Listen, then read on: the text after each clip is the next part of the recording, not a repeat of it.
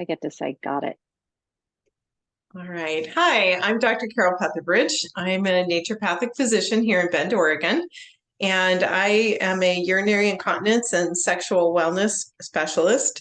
And I had a women's intimate health support circle towards the end of January, and I had an esteemed panel of experts to join me to start conversations about things that maybe aren't always comfortable for women to talk about, such as intimacy or incontinence or their pelvic floor or their sexuality. So I am really pleased to be here today with Meg Navish, who was one of my panelists. And welcome, Meg. Thanks for taking some time and sharing again further with the women that were at the event and continuing in this conversation. So give us a little bit of your background, Meg.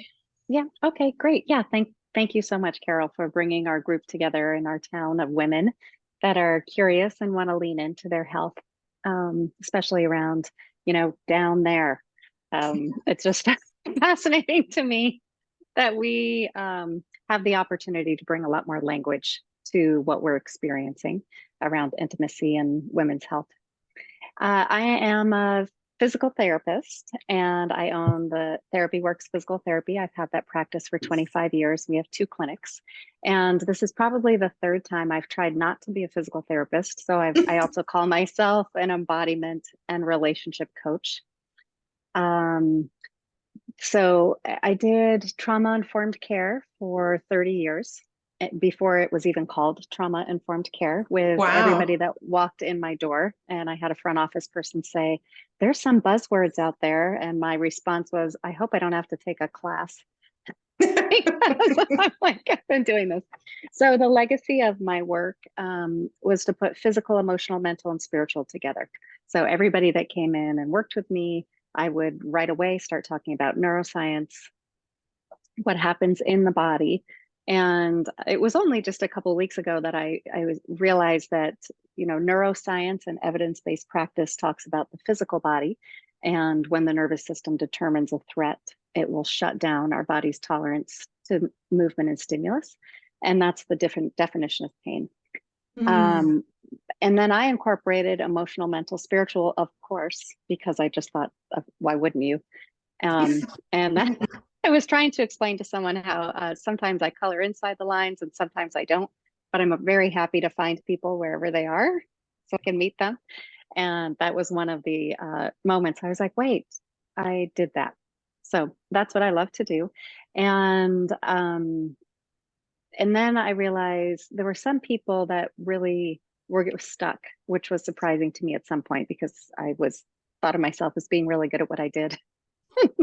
And then I realized that we weren't talking about sex.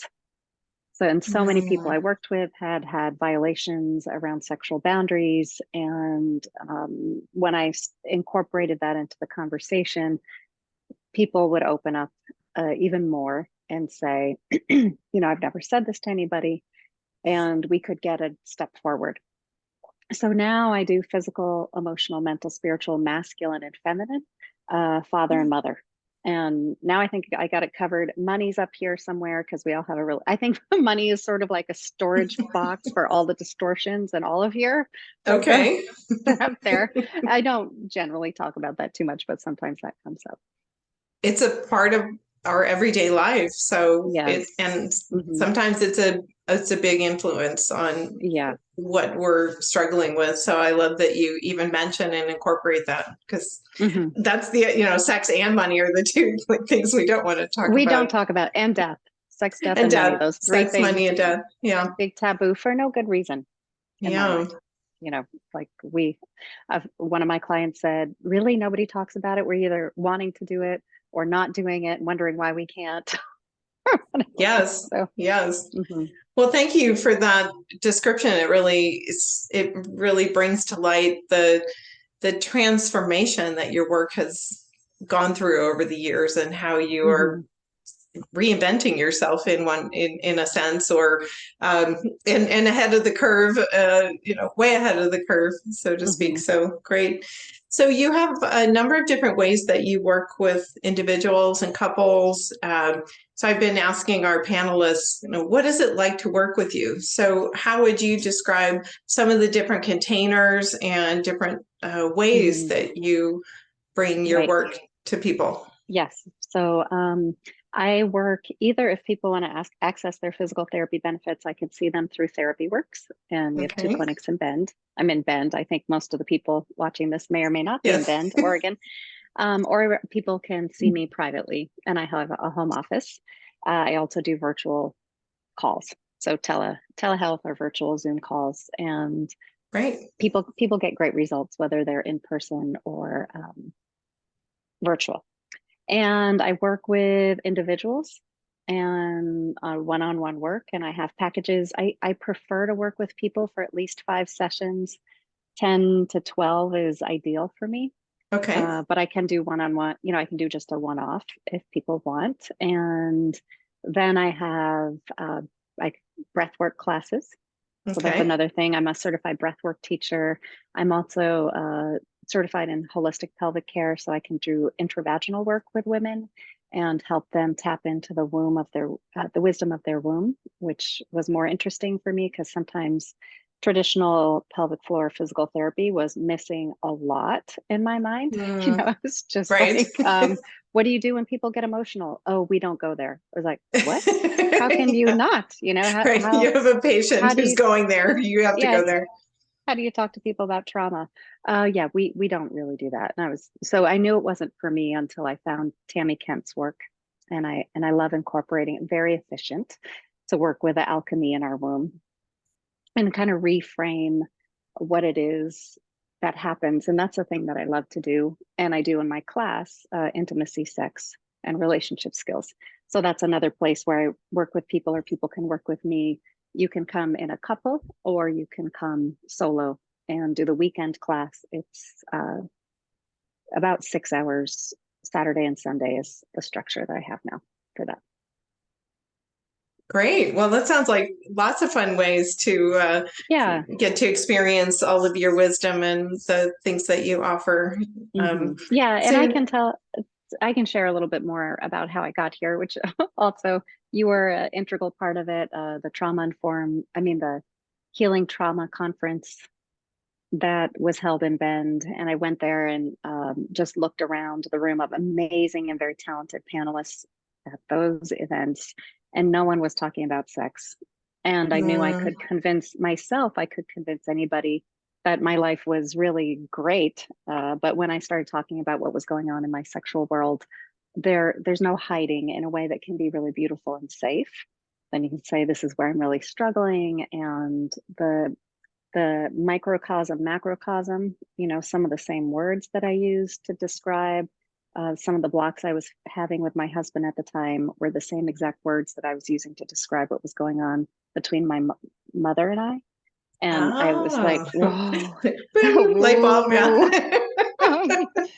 So Mm. I traveled around the world twice and got a bunch of information, took a bunch of classes, and have brought them back to our community to share with people and just say there's a way to break down what's going on in our lives that can be very grounded and not threatening. And we can learn just some really basic tools to minimize suffering. Pain is an amazing teacher, but so is pleasure. And Yeah. suffering can be, oftentimes we're suffering a lot longer. Of course, I saw that in my career. Yes. Yeah.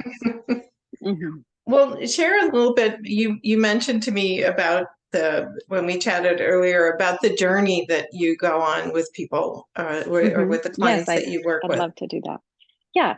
I start off with the neuroscience, and I help people understand. Usually, this is one-on-one, and we can talk about how I would ideally progress someone. Although I don't have to work with people one-on-one to begin with, like the class that I think is really good, the intimacy, sex, and relationship skills class. And in this class, I also teach, you go through the journey in the class or one-on-one. Okay. One-on-one, you see where you get blocked, and I'm there and we'll be there until we get through those blocks. And in the class, that's where all the information is disseminated. So to begin with, we talk about what are the triggers physically, emotionally, mentally, spiritually, and then I have a reset for each one, or we find resets so people really cultivate their awareness of what does it feel like when I feel shut down, Mm. and how do I reset, right? And the shutdown is the definition of pain, a decreased tolerance to movement and stimulus. And the reset, nobody really, the scientists don't talk about that too much, but if the Yeah. shutdown's pain, then the reset's pleasure. And it's really where we live our most authentic life, right? So Mm. it's where we're able to feel our next inspired action. And that's how we know, if I'm an oak tree and I'm trying to be a zebra, things don't go well, right? So this is where I help Right. people explore, what is it? Who am I at my essence? And I forgot to mention, my unexpected talent is card reading. So I have a system based on a Okay. deck of playing cards. It's just a thing that I really love. And that's also something that's at times, if it's appropriate and people are interested, I pull that in, and it's fun for me to watch people really say, yeah, how did you know that about me? Right. Because I Mm. love the system when it seems accurate, but I offer it as novel, non-threatening stimulus to help our nervous system reset. So once people have fluency in that feeling of I've shut down and I need to reset, right? And that happens throughout our day, and that's our job. And Esther Perel says, it's our job to turn ourselves back on. I'm not turned on. And in my class and in the work I do, I'm often toggling between what's going on in my life and what's going on in my sexual life, right? Those things kind of bounce back and forth and are very aligned. Where there's one, there will be another. If I don't know how to ask for what I want in my, day-to-day life, then I'm not doing that in the bedroom. Right. Mhm. Um, then we talk about masculine and feminine polarity. So Okay. that's a lot of, if someone says, I've lost that tension in my life, or that tension, the good tension, the friction, right? The like, Right. "Argh," that Yeah. energy, when you have a crush on someone and you're just like, oh, can't stand it, right? And Yeah. that's a way to create that in it's good to have familiarity of it in our own system. And, where do our masculine, and these are, there's like a universal energy that polarizes, and I use the word masculine and feminine, but it works with same-sex or non-binary people. And it's like day and night, hot and cold, right? Right. So The yin cold and would not be yang, that excited if, the yeah, different if hot wasn't around. polarities of life. Uh-huh. Yeah. Right. Okay. And you did a So great demonstration of that at the event, by the way. mhm, Women yeah, really enjoyed that experiential part. yeah, it's great. And I think a lot of times there's a lot of great information about masculine and feminine polarity out there, and if I can bring it in and then have people start exploring, it's definitely a journey. And we have what I've heard is, I love this quote, it's not masculinity that is toxic, it's the absence of masculinity, Mm. which means that there is a healthy way of to be masculine and feminine, a more Right. integrated way, and then a way that's not integrated. And those not integrated ways can be, controlling, or being a doormat, or nagging, and all of those things. So at some point, we have awareness of this within ourselves. Like I know lots of women, myself included, I was hyper masculinated in my Mm-hmm. own experience as a child. I had to develop a masculine shield, and then I brought that right into my long-term relationship. you know, Go Of course. drive, yes. And then I lost my own femininity. And that's Mm. my job to try to get that back. And then once we work on that, um, how do we make room for our relationship to change? So I Wow. could go on and on. So that's that's I'm part sure. one. No, I'm No, just kidding. that's beautiful. Yeah. And I Um, guess I'll just say, so I work with people, we need to learn our own ball skills. And then once we understand our system, then we can bring it more consciously into a relationship with somebody else, understanding, I determined a threat, I got triggered, and now, somebody else, if that happens to me and my circus and my monkeys, then somebody else has a circus and their monkeys. And how do we create safety in language and bring that together and then start playing.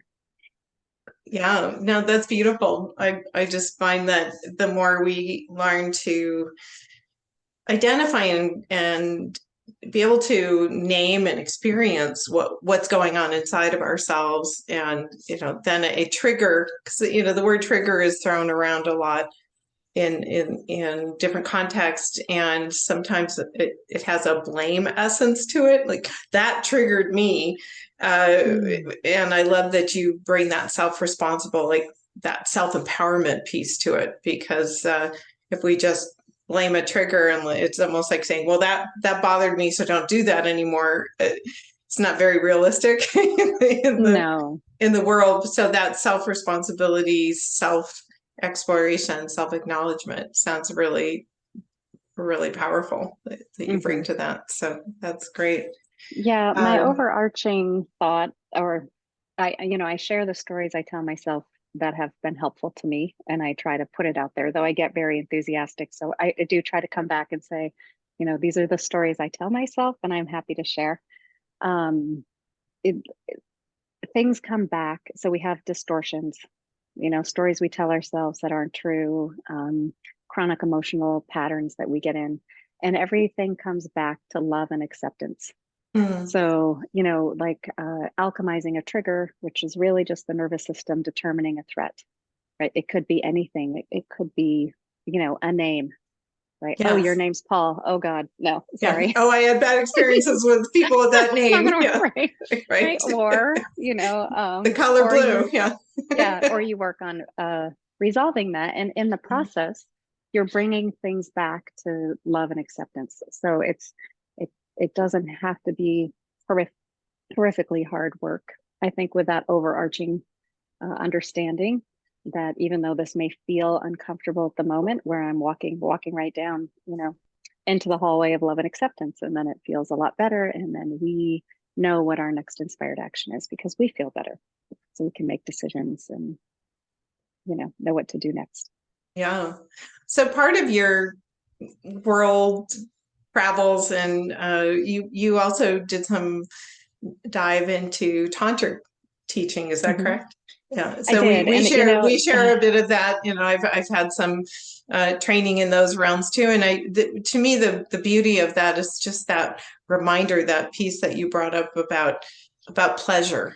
And pleasure can mean all kinds of things. It doesn't have to be sexual pleasure. It can be pleasure at feeling the sun on your face, or the wind, or a taste, or a sound. And there's a lot of pressure pushing pleasure away from us in our current world. So I love that, like gathering that and bringing it back to pleasure as a way to balance the nervous system and eliminate pain, or balance pain. And it just sounds, there's a lot of beauty in what you're describing. I love that. It's funny. That's another trigger, right? Like some people cannot hear that word, tantra or pleasure, right? So, and I after working with the general public and chronic pain for so long, I feel like it's very easy for me to maneuver around and be like, oh, that I won't use that word because it's unless you use it first.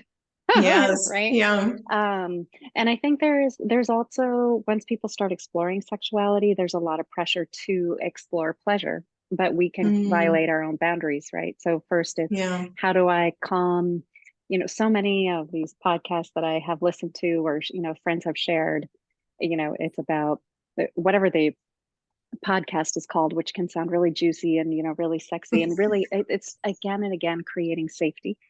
That's what I hear again and again and again, right? And then once you create that safety and you feel safe to be open and vulnerable and very present to the moment and to all of our senses, then anything can happen, right? Once that energy opens up, that container opens.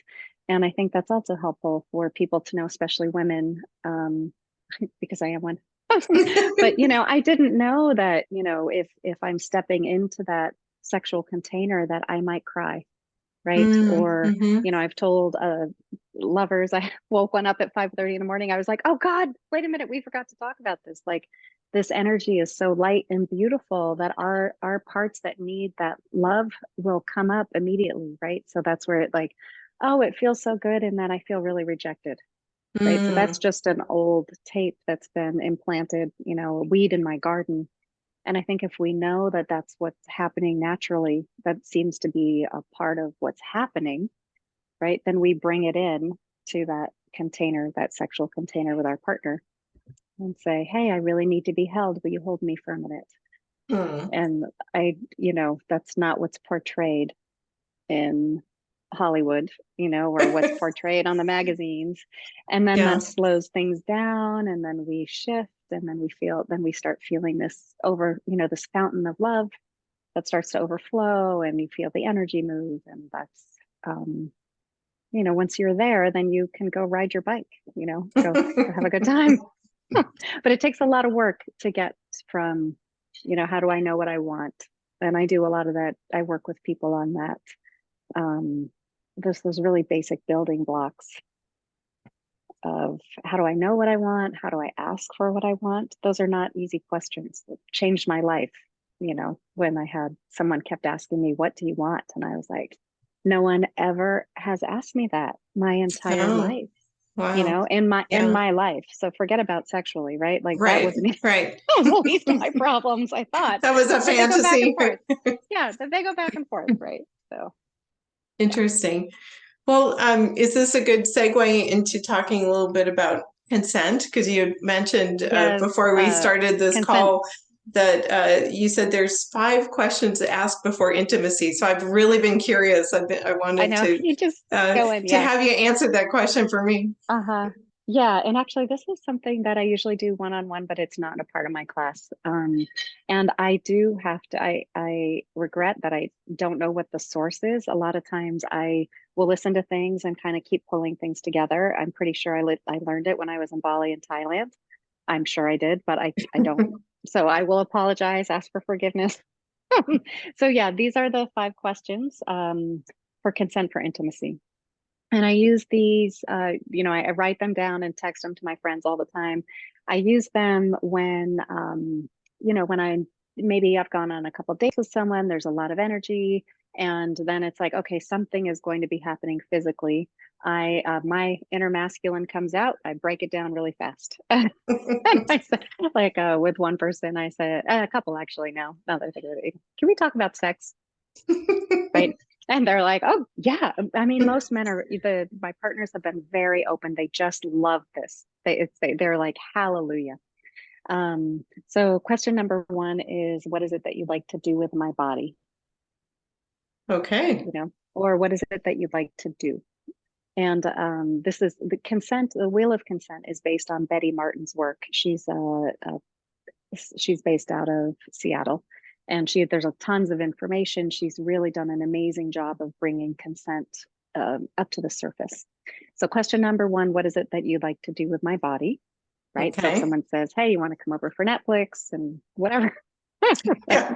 Yeah. And it's good for us to define, what is it that I'd like to Yeah. do? Right. Okay. Question number 2 is, what does it mean to you? Oh, excellent. Mm-hmm. So Lots question of number, miscommunication yeah, happens around that one when it's right. not asked. Yes. When it's not us. So Mhm.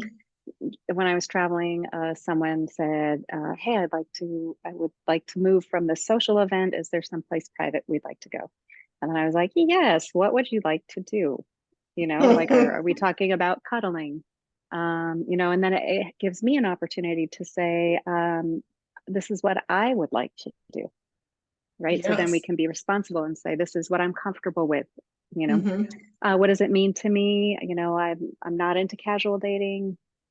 Um, I am, this is what I'm looking for. What are you into? Those kinds of questions. So I'm looking for a short-term relationship. I'll be traveling. I'm just in town for a short period of time. There's all kinds of things that come up with what does it mean to you.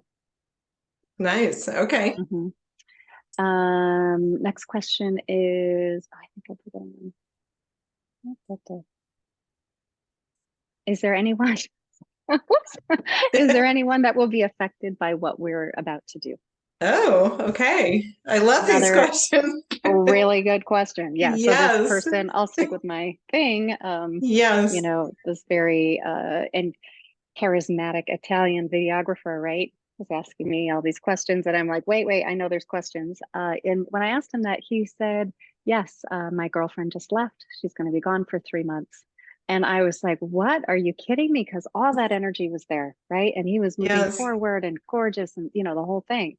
And I was like, whoa, big breaks, big breaks. Because that's not what I'm interested in. Some people Yeah. are polyamorous, and that's fine. And that's what they're interested in. So Right. polyintimate, some people and different situations have made different agreements, right? So Yes. no penetration, and that's where all of that can come forward, right? Hmm. So if someone Okay. has multiple partners, they may have agreements, and I've gotten in that situation, and I'm like, well, what kind of agreements do you have?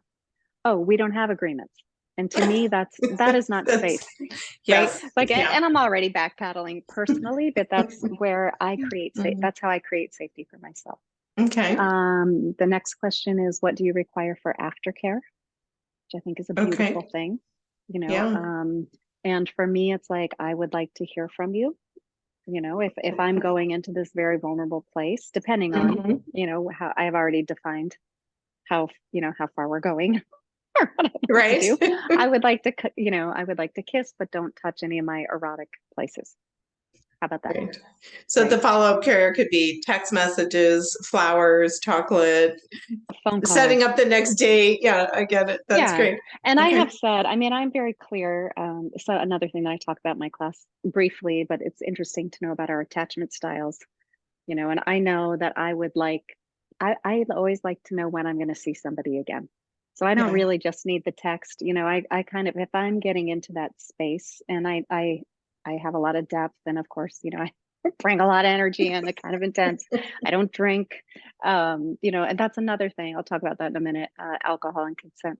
But if I'm going there with someone, we felt some things out, and I want to know when I'm going to see you again. So it's nice to Okay. know we can ask for those things, Yeah, right? I I'd love like you to that. spend the night. I'd like you to leave, Hmm. all these things. And then the last one are my joke. Now we can say, what are your bugs, right? It's because we're talking, what are your STIs? Do you have any? And, then you can make agreements around what kind of protection are you going to be using and that kind of thing. Wow, that's great. Well, there's, I'm sure, plenty of women at our event that are single and or dating or exploring. This may or may not apply to a longer term relationship. Some of the questions might. I mean, Hmm. I could see it might be nice to review those questions with a long-term partner. Some of If them. yeah, if you look into for long-term partnerships, go explore Betty Martin's work. So she has this wheel of consent, and that's something that I teach in my relationship Okay. classes. I think they're great or I share. I reference her as much as possible. Um, Her work is really great about saying, and for me, what I add is the nervous system, right? Like, how do we Mm, know what we want, and how do we ask for it? So it's important to learn that stuff because I don't know, right? yeah. Depends with Mm, one person, not with the other person.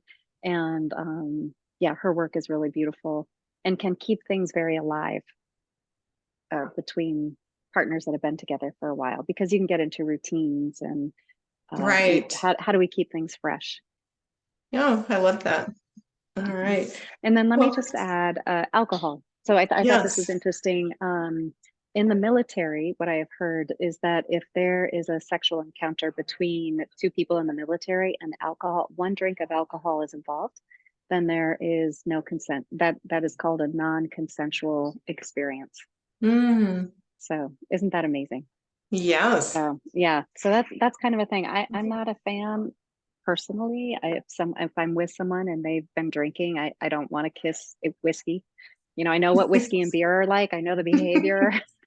I can Yeah. go drink all I want or whatever, but I just don't want to be mixing my energy in, because Mhm. now I know that it's our life force energy, sexual Mhm. energy, and I'm not that interested in diluting mine or having it clouded when I go into that space. Yeah, that's all just really wonderful information. I love your share. Thank you. Mhm. Um, is there anything else you want to share about your work or just things that come to mind? Um, I will say that thank you, because you were very helpful in also at the last intimacy support circle that I went to, the first one that I went to, I kind of looked around, was so impressed. I feel like our women in Bend are incredibly supported and rising up. And where are the men? Right. So that's a big in service to the feminine. It's very clear to me that the how can we help the men also? And there's a lot of work that we can learn to do as women to find the masculine in front of us and really celebrate them. So I love working with men, and there are a couple of men's groups in Bend that I've met with the men and said, I Yay. really want to just be a funnel if I can and help men feel comfortable, because very sadly, a lot of men are, the rugged individual is how they are raised with their culture. I think that toxic masculinity hasn't served women or men, and to get them to a place where they can ask for support and help. I'd like to be that bridge. And then at some point, men need to learn from men, and they know that. We all know that. And so I think I want to put that out there. There's so much focus on women and how do we heal and how do we rise? And there's so much work to do there.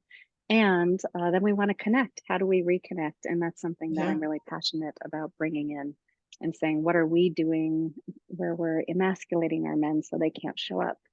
And, what have they learned because of our behavior, and how do we affect that equation? That's a great point. I've had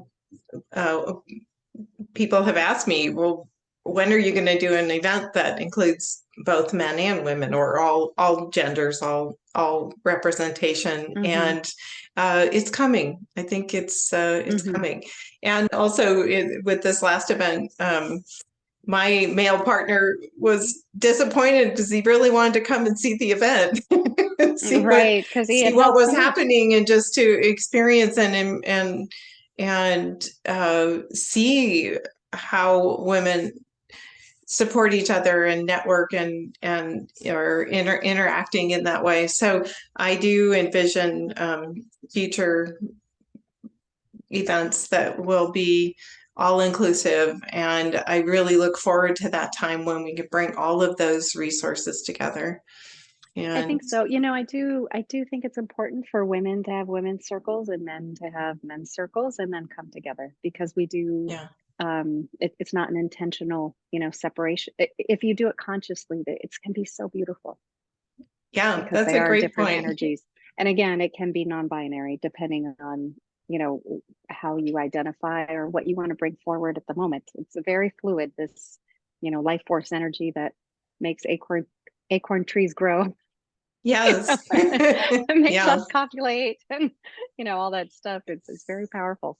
So. And even honestly, even with the Women's Intimate Health Support Circle, even the name, I've had some thoughts around how to be more inclusive to those who identify as women. I mean, as a practitioner, and the therapies and the things that I do generally are geared towards a female anatomy. That's the structures. I can treat the vagina and the urethra, and I'm not choosing to treat the male anatomy at the moment.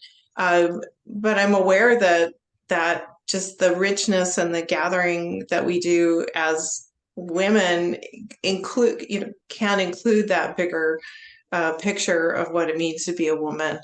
And I look forward to also integrating and opening our circle to those who identify as a woman and want to understand and feel supported in that. So that's another area I'm keeping my eye on, and would love to bring that forward too. So there's just so much richness, and I mean, we could have a women's circle every day, or a men's circle, or an intimacy circle. There's so many.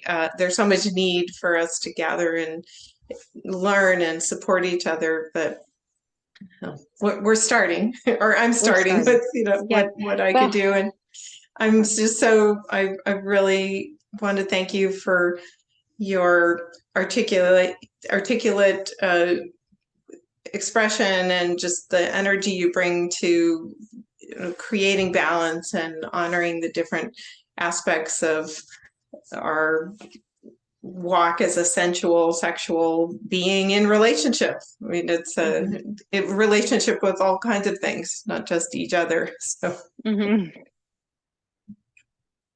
thanks. So you also have a couple of events coming up. Do you want to share a little bit about I those? do. Yes, and you know, all of the events are on my webpage at megnavish.com, and I think that these will be added. I have a breathwork class. I'm planning on trying to do breathwork classes monthly, and the intimacy, sex, and relationship skills class, 3 or 4 a year.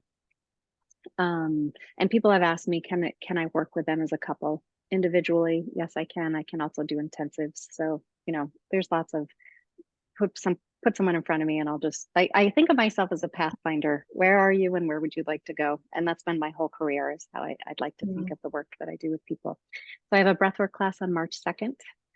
And the breath work is where we haven't talked about that very much, but it's where you lie down on your back and breathe vigorously for 30 minutes to a lively playlist. And it's guided. And I can't help, if I have a room full of people, I will teach what I teach. So every breathwork teacher brings something different, but I tend to talk about love, acceptance, relationship, those kinds of things. And then I have an intimacy, sex, and relationship skills class on March 11th and 12th. Both of them are in Bend. And I do plan to do some virtual or online breathwork classes. Also, I've done a few of those already. And that's something that I'm also want to make available, because not everybody's available in the evenings. Right. So they can, you know, do an online class, and I'll have if people do the online class, then it will be live for them to access. The replay will be live for about 2 or 3 days. Oh, wow. Great. Yeah. Well, thank you so much for the great work you do, Meg, and thanks for being part of the event. I'm sure we have more fun things we can create together and with the rest of the circle of the community. And I look forward to you know, seeing what else we can bring forth. And I really appreciate what you do. Thank you so much, Carol. Thanks for bringing us all together. It's such an impressive act to have us all show up and have all that energy there. I love it. Yeah, it's really exciting. It's exciting for me. All right. Thanks. Okay. Thank you. Bye-bye. Bye.